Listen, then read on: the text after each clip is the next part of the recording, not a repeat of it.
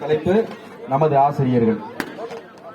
இன்றைய காலகட்டத்தில் ஒரு மனிதன் தன் குழந்தை பருவம் மற்றும் இளமை பருவம் இவற்றை தாய் தந்தையுடன் செலவிடுவதை விட கல்வி சாலையிலும் நம் ஆசிரியர்களுடன் தான் அதிக நேரம் செலவிடுகின்றனர். மாதா பிதா குரு தெய்வம் என்பது சான்றோர் வாக்கு. ஒரு குழந்தை தனது தாய் தந்தையருக்கு அடுத்தபடியாக நல்லொழுக்கம், பண்பாடு, அறிவு, கல்வி போன்ற அனைத்தையும் கற்றுக்கொள்வது நமது ஆசான்களிடம் மட்டும்தான்.